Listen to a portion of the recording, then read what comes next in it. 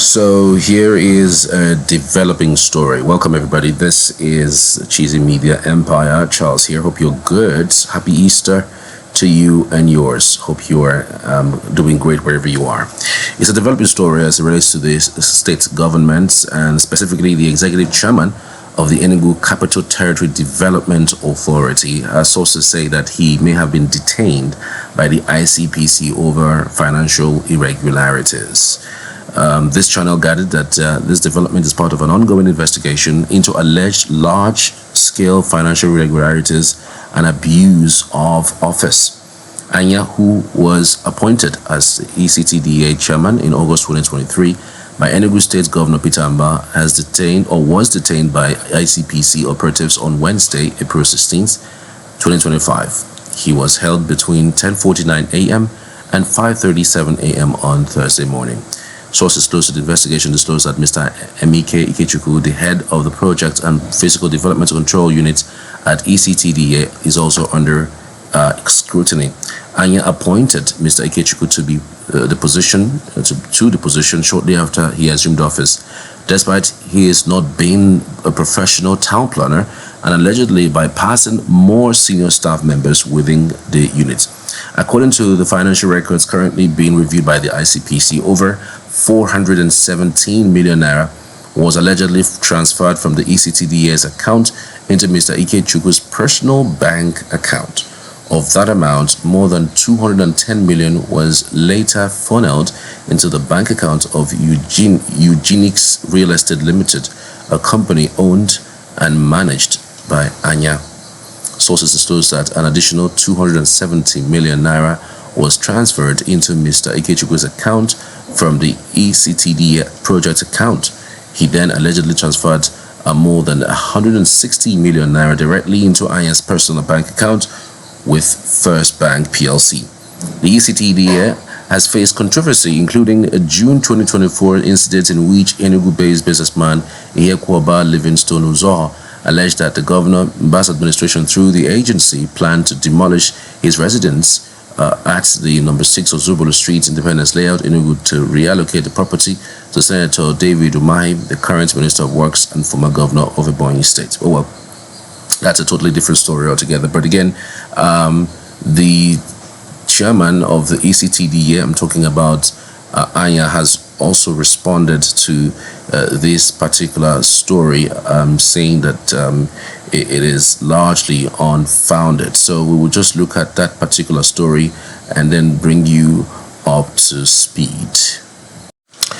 So in response to this latest development as it relates to the fraud allegations on the Enugu ECTDA Chairman Anya, where he's debunking it, the chairman, the Enugu Capital Territory Development Authority, ECTDA, Honorable Uche Anya, has denied an online report claiming that he was grilled and detained for a day over an alleged 417 million naira fraud at the agency linked to him.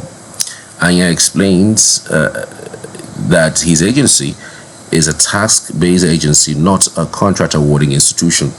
He noted that although he was aware of a frivolous petition which he understood was authored against him to the ICPC by one disgruntled town planner, Alex Obodo, for his refusal to appoint him the head of development control, he only paid a friendly courtesy call on the new resident anti-corruption commissioner in the state and used the opportunity to explain the background to the ECTDA letter investigating the approval status of over 500 properties, which also includes the anti-graft agency's office at plus JQ4 Besala Road, Independence Layout, Enugu.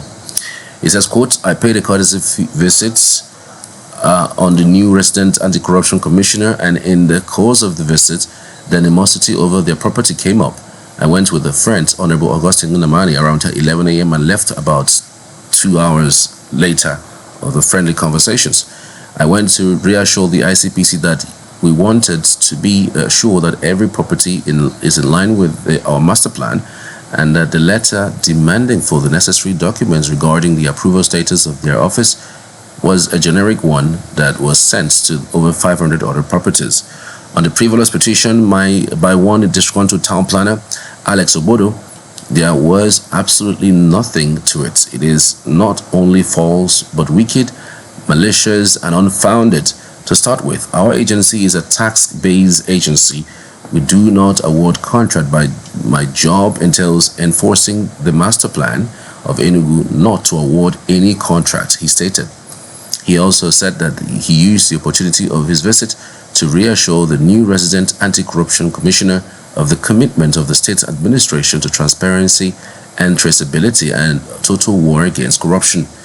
I further advise that they can always have any government functionary or documents necessary for their statutory function by simply routing such invitations and requests through the office of the secretary to the state government, who is in a position to authorize such on behalf of the governor. So I do not know where all the fake reports about my alleged detention over a so-called embezzlement are coming from, he added. He said that the said Obodo's fretting over his appointment of architect Emenike Ikechukwu as head of the Project and Physical Development Control Unit at ECTDA would not change anything, as he would still not appoint him. In the latter's stead, even in his dream, he is disgruntled because he was not made head of development control. Hence the story in the reports that I appointed Ikechukwu instead. Just to put the record straight, Architect Ikechukwu holds a master's degree and was seconded from the Ministry of Works to the ECTDA under Engineer Ikechukwu Obwegede over 10 years ago. Obodo, on the other hand, has so many disciplinary issues. In fact, my predecessor, Joseph Ono, sent him back to the Ministry of Lands and Urban Development in the last administration, but he was rejected by the then Commissioner Barrister Chidi Aro. That was why he kept filing petitions against Ono, even as civil servant, and I am not surprised by his antics. It is true to type, but it won't change anything. The bottom line is that there was no fraud whatsoever, and of course, nothing like detention. It only exists in the mind and the imagination of these co-conspirators, Anya concluded. So what do you see there? Do you see any fraud of any sort, of any type? Do you think that someone is playing some games? I just feel that the response to the letter of allegations of fraud wasn't straight. What I saw wasn't direct. I mean, they said monies were transferred from one account to another, from the ECTDA account to a personal account. Why is that? There was no direct response to that. It was just like, oh, somebody is, the person who is writing the petition is because the person was not appointed. So that's not the issue for me, as far as I'm concerned. The issue is, were monies transferred to personal accounts? How much was it? What was it for? Because there was no way these monies will move. There's no way these allegations would come up without concrete evidence proving that. And of course, you know, ICPC and EFCC have a way of tracking these monies. As soon as it moves, they know where it's going to. So it's just one call. They will know what monies moved, what time it moved, and what not. Maybe those monies are for office issues, or maybe outside job. But again, the letter did not specifically address those amounts, and they were specific. Those monies, 100 and this, 200 and this, they were specific, and the banks were mentioned. So I feel that maybe somebody's hiding something. I don't know. I'm not privy to this, but it's something I just came across, and I thought I should explore further. Maybe I should do a little bit more and see where it goes. But I still believe there's something that someone is not, you know, speaking about. Again, you know, we haven't heard any seemingly bad news that it concerns fraud under Peter Mbah's administration. Peter Mbah's administration has been overshadowed by the good works that he's been doing. If you're talking about smart schools, the primary health centers, you're talking about the farm city estate, the transportation network, I mean, the roads construction. I mean, there's a lot that he's doing at the same time. I don't even know if how he's keeping track with all of these things. So those things have been overshadowed by, you know, some of the little ills you will see and hear here and there, but this is different. I mean, when you talk about fraud, we're talking about monies in the hundreds of millions. You know, I hope this does not in any way dovetail into something chaotic. But again, I'm seeing the monies move from one place to another. We're talking hundreds of millions. So that department has some cool cash.